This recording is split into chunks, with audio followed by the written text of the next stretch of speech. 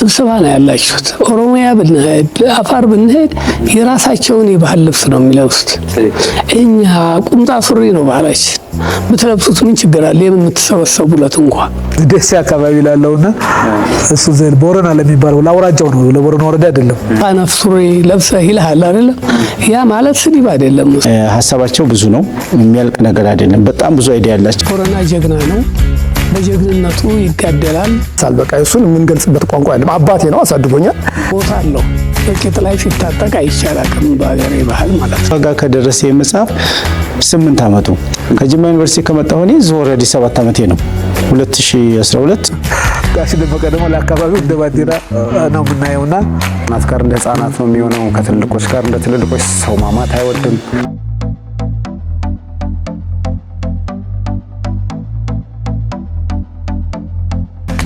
ደመቀ አዳነ ተሰማ እባላለሁ። ዛሬው በወሎ የቦረና ባህል እንዲጽፍ ያነሳሳኝ ዋናው ምክንያት አንደኛ የአካባቢ ባህል እየጠፋ ሄደ። ትውልዱም ወደ መርሳቱ ደረጃ መሄዱን በተለያዩ ቦታዎች እያየሁ ነው። ማለት በሰርጉም በለቅሶም በተለያየ ነገሮች የድሮ ባህሎች እየጠፉ ሌላ አዲስ እየተተኩ መምጣታቸውን ተመለከቱ። ለምሳሌ አንዱ ትልቁ ያነሳሳኝ አንድ ጊዜ መካነ ሰላም ባዛር ሆኖ ወደ መካነ ሰላም እንሄዳለን። ስንሄድ የወረዳው አስተዳደር መኪኖች፣ የአካባቢ መኪናዎች፣ የመስሪያ ቤቶች ተሰባስበው መጡ ሊቀበሉን። በወረዳ ስንደርስ ሰላም ተባባልንና ከዛ እኛም በመኪና ገባን። የኪነት ቡድን ነበር አጋጣሚ። ያ የኪነት ቡድን የቦረናን ሳይሆን ሆታውን የሚለው የሌላ አካባቢ ነው፣ የገሌ ባልልህም ማለት ነው። እና ከዛ ከመኪና ወረድኩና ስወርድ ራሱ ስሜት ውስጥ ገብቻለሁ። አንተ የራስህን ባህል ጅብ በልቶብሃል፣ ለምን ሆ አትልም አልኩት። ከዛ በኋላ ወደ አካባቢያቸው ባህል ተመለሱና እዛው መካነ ሰላም ድረስ አደረሱን። ለካ የአካባቢው ባህል እየሞተ ሌላ እየተበረዘበት ነው በሚል ይሄማ እኛ ቀደም ያልነው ሰዎች ማስተማር ይኖርብናል በሚል ተነሳሳሁ። ከዛ በኋላ ጽሁፎቹን ከተለያየ ሰው መቃረም ጀመርኩ። በአካባቢ ያለውን ሁኔታ ሁሉ አጠናሁ፣ ያው ያለፍኩበትም ስለሆነ። ከዛ በኋላ ጽሁፉን እየጻፍኩ ከቆየሁ በኋላ እንግዲህ ወደ 14 ዓመት ሊሆነው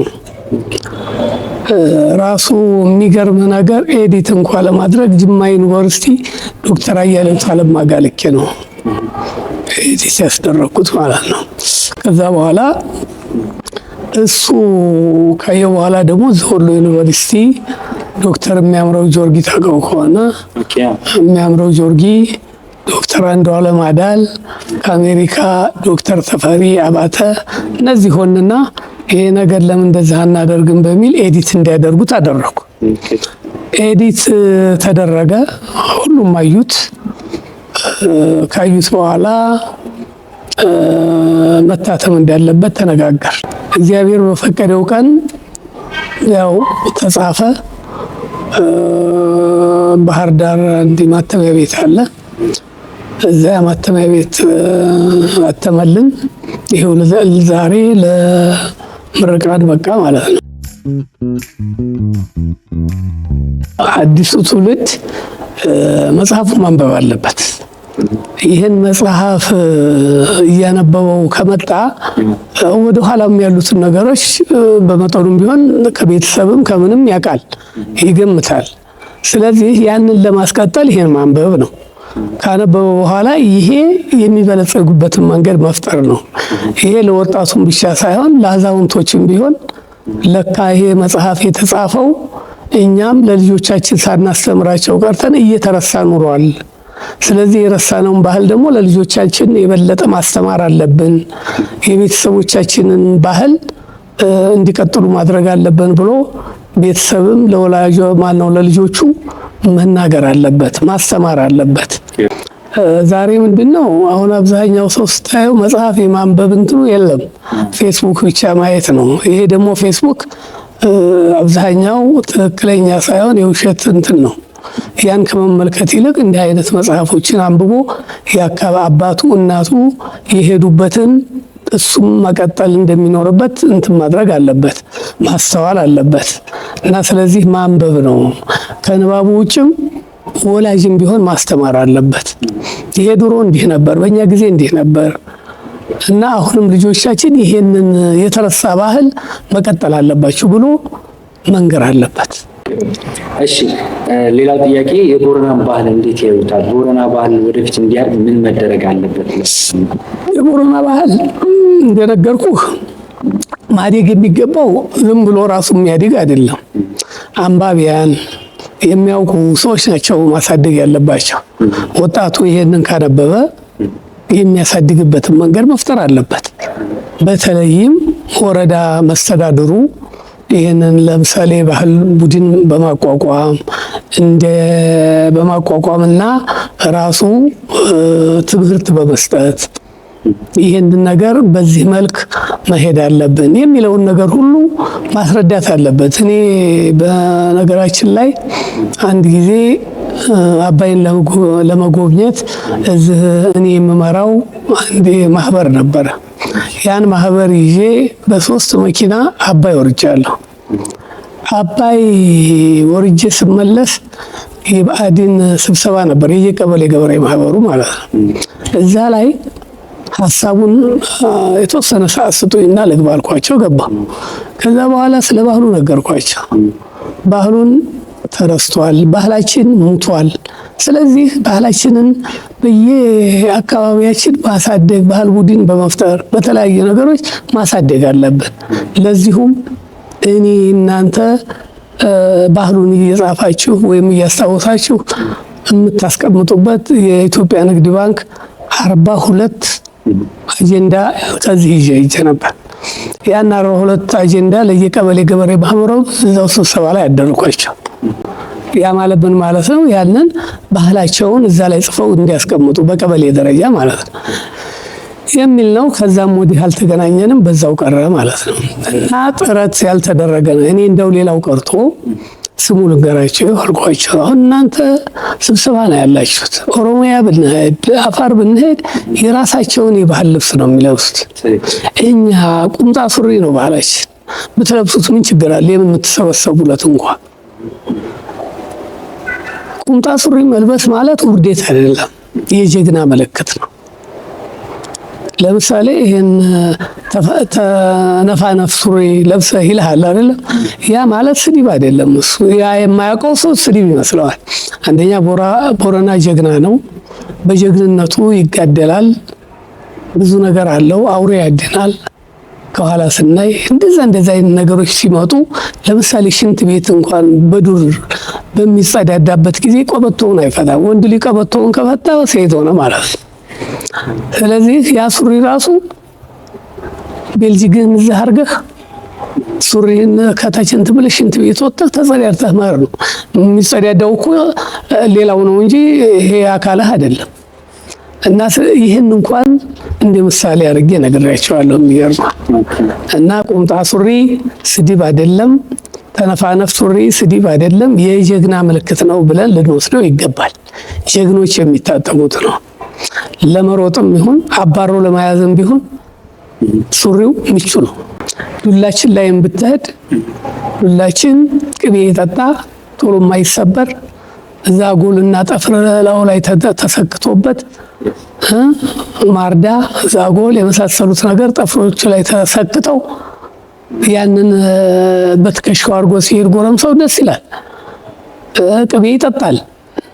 ቅቤ አጠጥቶ እባጥ ላይ ያደርገዋል፣ ጢስ ይጤስበታል። ከዛ አበባ ይመስላል። ይዘው በመተድም ያምራል። ዱላ በተገጥመበትም የመሰበር እንትን የለውም።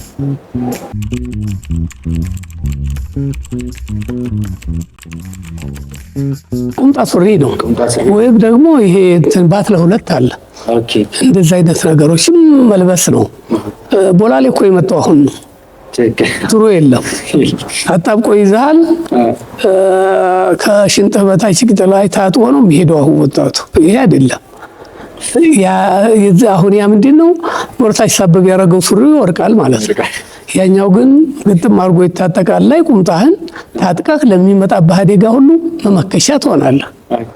ስለዚህ የድሮውን ባህል እንትን ማድረግ ነው። የስልጣኔ ዘመኑን ጥለን ደግሞ ቦላሌ ሱሪ አትታጠቁ ማለት አይደለም። ያም በአግባቡ መሆን አለበት። በአግባቡ ሲባል ቀበቶ የመታጠቂያ ቦታ አለው። ቂጥ ላይ ሲታጠቅ አይቻላቅም በሀገሬ ባህል ማለት ነው። አሁን በዚህ ከተማ ስትሄድ ታች ቂጡ ላይ አድርጎ ነው ሲሄድ የምታ ታክሲ ላይ እንኳን ሲገባ ቂጡ ይታያል ከኋላ። አንድ ወቅት በባስ ስሄድ አንድ ልጅ ጎንበስ ብሎ ተገድፏል። ከዛ የሆነ ሽታ ፈፍ ይባባላሉ ሴቶች። ምንድነው? ኧረ ፈፍ እንትን እኔም ገማኝ ቂጥ የተከፈተው እኮ ያንተ ነው እንጂ የኛ አይደለም ማለት። ስለዚህ እንዲህ አይነት ነገሮችን ማጤን ያስፈልጋል። ባህላችን ነው ጥሩ እና ባህላችን ያልሆነውን ነገር አሁን ያን ታጥቀን ብንሄድ ለእኛ ለቦረኖች ሞት እንጂ ጌጥ አይደለም። ሰርግ የራሱ መጠይቅ አለው። ልጅቱ በምትጠየቅበት ጊዜ ይገባል። ከተገባ በኋላ ቡና ተፈልቶ ተመራርቆ ሰጠው ያው ለሳምንት ወይም ለ15 ቀን መክረን እነግርሃለን ይላል።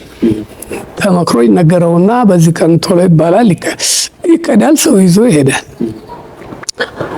ይሄዳል። ከዛ በኋላ ጥያቄው ተግባራዊ ይሆንና ይነጋገራሉ። ፍጥጥም ይባላል። ፍጥጥሙ መቼ ይሁን ሰርጉ መቼ ይሁን ይባልና ይቆረጣል። ሊሰጥ የሚገባውን አንገት ላይ የሚደረግ ጠገራ ብርና ሽልንጎች አሉ። እዛን አሰርቶ ይመጣል። እዛ ያመጣል። ከዛ በኋላ በሰርጉ ጊዜና በእንትኑ ጊዜ ደግሞ ልብስ አድርጎ ይመጣል። ማጫ ገንዘብ አለ፣ ያ ይከፈላል። ከዛ በኋላ ሰርጉ በዚህ ቀን ይቆረጣል። ከተቆረጠ እዛም ቤት ይደገሳል፣ እዚህም ቤት ይደገሳል። በሚደገስበት ጊዜ ደግሞ የአካባቢ ሰዎች ሴቶች ተሰባስበው ብቅል ይወቅጣሉ፣ አሻሮ ይቆላሉ፣ ለጠላ የሚሆን ማለት ነው። ሰውየው ደግሞ ሙክት ይገዛል፣ በሬ ይገዛል ለድግሱ ለሰርጉ ማለት ነው። ያን እያደረገ ይደርሳል ቀኑ። ያ ሲደርስ ጠላው ተበጥብጦ ጠጁ ተበጥብጦ ሰርጉ ቀን ይከፈትና ያንን መደብሸቅ ነው። ከዳሱ ይሰራል። ጠጅና ጠላው የተጠመቀው ይቀዳል። ሰርገኞችም ይመጣሉ። ሰርገኞች ከመጡ በኋላ ተበልቶ ተጠጥቶ እነሱም ደግሞ ፉከራ ይነሳሉ። ልጅቱን ሊወስዱ የመጡት ማለት ነው። ያቅራራሉ፣ ይፎክራሉ። የሙሽራው አሽከር ይላሉ፣ የሙሽራው ወንድም ይላሉ። ከዛ በኋላ ሙሽራውን እያነገሱ ያንተ ወንድም ያንተ ቡችላ እያሉ ይፎክራሉ። ያን ካደረጉ በኋላ ያው ተበልቶ ተጠጥቶ ይከዳል። ሆይ እያሉ በሚወጡበት ሰዓት ከሴት ወገን ያለው ደግሞ ቤተሰቡ ሆይ ይላል። በሁለት ቁርጥ ግቢውን ያጥለቀልቀዋል።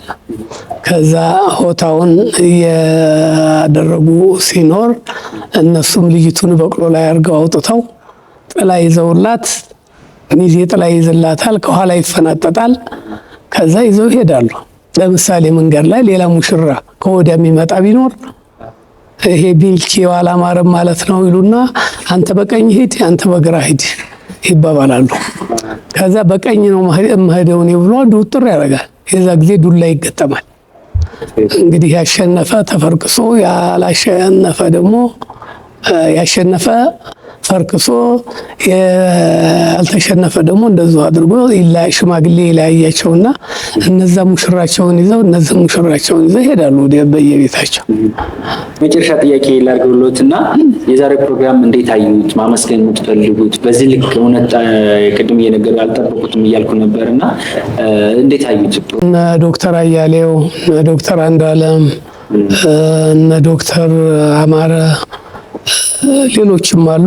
እነሱ ይህንን ከኮሚቴው ጋር ሆነው ስፖንሰር በማፈላለግ ኤዲት በማድረግ መጽሐፉ የመጽሐፍ ይዘት እንዲኖረው በማድረግ ተባብረው እንደገና ደግሞ ያን ብቻ ሳይበቃቸው መድረኩ እንዲያምር የተለያየ ስልቶችን በመጠቀም ያው ውጭ ድረስ በዩቲዩብ እንዲሄድ ተደርጎ ከአሜሪካ ከእንግሊዝ ከተለያየ ቦታ ቅድም እናንተ እንደምታሳዩት በስልክ ያን እያዩ ጨረታ የመጫረት ሁኔታ ሁሉ ተፈጥሯል። ይሄ ሁሉ የነሱ ውጤት ነው። ስለዚህ የተማረ ሰው የግድ አስፈላጊ የሚሆንበት ምክንያቱም ይሄ ነው። የተማረ ሰው ብቻ ሳይሆን የአካባቢ በቃ ውዴታ ያለው ስለ አካባቢው ባህል የሚቆረቆር ስለ ሀገሩ የሚቆረቆር ጥቅም የማያታልለው አይነት ነው መሆን ያለበት ትውልዱ። ያለበለዚያ ግን እኔም ችግረኝ እኔ እንትን ካላልኩ ብሎ የሚል ከሆነ ብዙ ዶክተርም አለ። ግን ለዚህ ከፍተኛ አስተዋጽኦ ያደረጉት ቅድምም እንደገለጽኩልህ እነሱ ናቸው እና ሁሉም እያንዳንዱ የነሱን ያህል የሀገራዊ ስሜቱን ቢገልጽ ቢረባረብ። አንደኛ ቦረና ብዙ ሴትና ባህል ያለው ሀገር ነው። ብዙ ገና አልተነካም። በርካታ ነገሮች አሉት። ለምሳሌ በሴቶች ዙሪያ ራሱ ብንጽፍ አንድ መጽሐፍ ቀርጾ 2 መጽሐፍ ሴት ልጅ ከልጅነቷ ጀምሮ የምትሰጠው አገልግሎት እስከምታገባ ድረስ እንጨት የምትለቀመው፣ ወፍጮ የምትፈጨው፣ ከብት የምትጠብቀው፣ ካገባች በኋላም ገበሬ ባሏን ሞፈር ተከትላ ሂዳ አረምም ከሆነ አረም ጉልጓሉም ከሆነ ጉልጓሉ የምትጎለጉል፣ ከዛ በኋላ ደግሞ ሞፈርና ቀንበር ተሸክማ ቤት ትሄዳለች። ከሄደች በኋላ ደግሞ እንጀራ ትጋግራለች፣ ለእግር ውሃ ታሞቃለች። እንደገና ለውሃ ብቻ ሙቅ አይደለም፣ እሱ መደቡ ላይ ደንገስ ይላል። ያን ወቅት እግር ታጥባለች፣ ከዛ ጀንዲ ታነጥፋለች። እንግዲህ ተመልከት በሴቶች ላይ ያለው ተጽዕኖ የቱን ያህል። አሁን ለምሳሌ ጀበና ወይም ድስት ፉል ብሎ ገንፍሎ ቢፈት እና አንቺ ገነፈለልሽ የሚልም አለው እኮ። እና ይህንን ሁሉ ጥራት ባለው መንገድ የወንዶች የሴቶች እኩልነት መኖር እንደሚገባው ለህብረተሰቡ ማስተማር፣ ይህንን ተጽዕኖ የሚደረግባቸውንና የሚሰሩትን ስራ ወንዱም አግዣኝ ማድረግ እንዳለበት ማስተማር፣ እንዲህ አይነት ነገሮች አሁን ይሄ ለብቻው አንድ መጽሐፍ ያወጣል ብዬ ነው የምገምተው። እንግዲህ እና እንዲህ አይነት ነገሮች ያስፈልጋል ከባህሉ አንጻር ማለት ነው። ጎጂ ባህልም አለ፣ ጠቃሚ ባህልም አለ እና ባህሉ በተሳካ ሁኔታ በዚህ ከተማ ውስጥ የመጀመሪያው መጽሐፍ ምርቃን መሆኑን ተረድተናል። ነገ ደግሞ ዳግመኛ ስናስመረቅ ከዚህ የበለጠ ማድረግ እንደምንችል እውቅና ያገኘንበት ነው።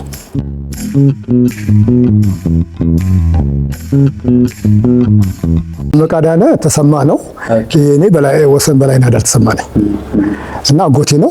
ይህን ስራ ደግሞ እንደ ቤተሰብነት ሳይሆን በቃ እንደ ቦረናነት ስሜት እንዲኖረው አድርገን ነው ተጠንቅቀን የፈጸምነው እንጂ ያው አጎቴ ለኔ አጎቴ ነው። ምንጊዜም የሚካድ ሀቅ አይደለም እና በጣም ያለኝ ለአጎቴ ፍቅር ከኔ በላይ ማንም የቦረና ሰው ያውቀዋል። እኔ ደግሞ ለቦረናም ሆነ ለአካባቢ ህብረተሰቦች በቃ ቅን አይነኝ በልቤን ያክል ከራሴ ይልቅ ሰውን ማስቀድም ነኝ። እኔ ራሴን መግለጽ ባይችልም በሚዲያ ላይ እና አጎቴን ልክ የዚህን ያክል እወደዋለሁ ለማለት ነው። አጎቴ በሚገባውን ያክል ሰርቻለሁ ብያለሁ። ደመቀ አዳነ በጽሁፍም በምንም ዛሬ ስርዓቱ ላይ እናንተ ተሳትፋችሁበት በቀረጻ ቪዲዮም ውስጥ ገብቷል።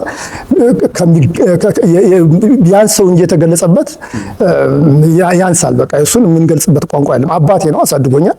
አጎት ብቻ አይደለም፣ የአባቴ ምትክ ነው። አባቴ እኔ በህይወት የለም፣ የአባቴ ምትክ ነው። የጋሽ ደመቀ አዳነ ባህሪ ነው ማለት ባህሪያቸው እሳቸው ምንድናቸው?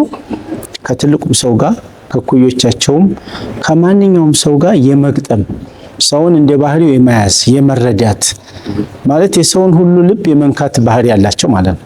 ይሄ ደግሞ ምንድነው? ደግነት አላቸው፣ ርህራሄ ያላቸው፣ ፍቅር አላቸው፣ ጽናት አላቸው። ለምሳሌ አንድ ሰው ጀምሮ ድንገት የሆነ መሰናክል ሲገጥመው ቅድም መድረኩ ላይ ተናግሬያለሁ። እኔ እንኳን ጋር ከደረሰ የመጽሐፍ 8 ዓመቱ ከጅማ ዩኒቨርሲቲ ከመጣሁ እኔ ኦልሬዲ 7 ዓመቴ ነው። 2012 ጀምሮ አሁን 18 ኦልሞስት እዛ ደግሞ ሳልመጣ ነው ማለት ነው የላኩልኝ። በዚህ ሁሉ ጊዜ ሂደት ያለ መሰልቸት አይ እንግዲህስ እንደው ይሄን ያህል አመለፈች እንደው ካልተሳካ ቢቀርስ ቢባል እኮ አይሆንም ነበር። ስለዚህ እሳቸው ምንድነው ቀስ ብለው የመስራት የመታገስ ስለነበረ ያ ትግስታቸውና ለሰው አክብሮት መኖሩ የዛሬውን ፕሮግራም እንዲያምር አድርጎታል። ጋሽ እውነት ለመናገር በቃላት የሚገለጽ ሰው አይደለም። እንደው የሀገር ዋርካ ብለን ብንገልጸው ይገልጸዋል ብዬ አስባለሁ። ከህፃናት ጋር እንደ ህፃናት ነው የሚሆነው፣ ከትልልቆች ጋር እንደ ትልልቆች። ሰው ማማት አይወድም። በጣም በመምከር የሚታወቅ ነው። የሀገር ሽማግሌ ነው። እውነት ለመናገር አሁን ጋሽን በጣም እኔ ከልብ የምወደው ሰው ባልሆነ መንገድ ተጣልቶ ቢጋደልም ግንባር ቀደም ሆኖ እርቅ ለማውረድ አገር አቋርጦ የሚሄድ ሰውና ጋሽን ለመግለጽ ቃላትም ቢያጥረኝም ጋሽ የሀገር ዋርካ አድባር ነው ብለን ብንወስደው ይሻላል። ጋሽ ደመቀ እንግዲህ ደመቀ ዳና ያው ይታወቃል። እንደው አለቃ ምን ብዬ እንደምገልጽ አላውቅም። ምልክት ነው። አሁን ለምሳሌ ሀገሮች ሌላ ሀገር አምባሲ ያላቸው አይደለም ቆንጽላ ምን ይባላል ደሴ አካባቢ ላለውና እሱ ዘል ቦረና ለሚባለው ለአውራጃው ነው፣ ለቦረና ወረዳ አይደለም። ዱር አውራጃ ለሚባለው ከላላ ወግዲ ከነ ሰላም ቦረና ሳይንት ለሚባለው አካባቢ ምልክት ነው። እንደ ምልክት ነው እኛ የምንወስደውና በየቀኑ ሳናገኘው አንውልም። የምንገኝበት ቦታ ይታወቃል። እዛ እናገኘዋለን፣ እንዘይረዋለን፣ እናወራዋለን እና እንደ ምልክት ስለምናየው ነው ከመጽሐፉ ባሻገር እሱን ለማክበር ያደረግነው ነው። እና ዛሬ ጋሽ ደመቀ በእውነት ብዙ ነገር ነው ያለው። ስታዩትም ከባህል፣ ከሃይማኖት፣ ከአኗኗር ከምን ድብልቅልቅ ያለ ህይወት ነው ያለውና አባት ነው እንዴ ለልጆቹ ነፃነት የሰጠ ልጆቹ ደስ ያላቸውን የሚያገቡ ደስ ያላቸውን የሚያወኑ አባታቸውን የሚያከብሩ ሰው ልጁን የሚያከብር በዚህ ልክ እኮ ብዙ ቦታ የለም። ልጅ እንድኩናል ብሎ የሚያበር ልጁ ጋር የሚኮራረፍ አይታል። ልጁ መድረክ ላይ ወጣ ሐሳቧን መግለጽ እስከሚያቀጣ ድረስ ታለቅስ ነበር። በዚህ ልክ አባትና ልጅ ትንሽ የባህል የሃይማኖት ለውጥ ሲኖር ሌላ ቦታ መናቀም ነው አይደል? ይሄ እንግዲህ የሰውየውን በጣም ሞር ዲሞክራት ነው። እኔ ሰለጠነ አባት ነውና ነው። ለዚህ ነው ሁሉም ሰው የሚያከብረው። ጋሽ ደመቀ ምንድነው ቅድም እንደገለጽኩት በጣም ብርቱ ናቸው ማለት ዛሬም እንግዲህ እንዳያያቸው ከጧት ጀምረው ከ12 ሰዓት ጀምረው ይሄው እንግዲህ እስከ ምሽት ድረስ አብረው ነው። ብርቱ ናቸው ማለት ነው። በእግር መሄድ አይደክማቸውም፣ መቀመጥ አይደክማቸውም፣ ማዳመጥ አይደክማቸውም። በዛ ላይ ራሳቸውንም መንከባከብ የሚችሉ ናቸው ማለት ይቻላል። ምን አሉኝ ስኳር እንኳን ከታመሙ 26 ዓመታቸው 26 ዓመት ስኳር ከያዛቸው ማለት ነው። ያንን ሁሉ ዓመት የተለያዩ በቃ የኑሮ ዘዴዎችን በመጠቀም በእግራቸው በመሄድ ምናምን ነው ራሳቸውን ራሱ እስከዚህ ያቆዩት። ስለዚህ ወደፊትም ቢሆን እሳቸው ሐሳብ አላቸው። ቅድም ሲናገሩ ሰምተሃል። ምንድነው እንደ ሳይንቲስት እየተመራመሩ ጤፍን ጤፍ አድርጎ እንዲበላ ያደረገው በምርምር ነው። ወይ ነጭ ሽንኩርትም ሆነ ቃሪያም ሆነ ምናምን እንዲበላ ያደረገው ዙሮ የኢትዮጵያ ሕዝብ ተመራምሮ ነው ማለት ነው። እርሻን የጀመርነው እኛ ነን። ያ ደግሞ የኛ ቤተሰቦች ናቸው። ዞሮ ያው የኛው ቤተሰቦች እኛ የነሱ ልጆች ስለሆነ ስለዚህ እሳቸው ብልህ ናቸው፣ ምሁር ናቸው። ብዙ ነገር ሐሳብ አላቸው ማለት ነው። እና ሐሳብ ስላላቸው እኛም በጎን ሆነን ማለት ነው እሳቸው የሚሰጡንን ሐሳብ ይዘን እኛ ደግሞ እያገዝን ማለት ነው። ምንድነው አሁን እሳቸው የአባትነት ዕውቀት ነው። አሁን ወረቀቱን ለምሳሌ በዚህ መልክ መጽሐፍ ለማድረግ ያወጣት ትውልድ ያስፈልጋል።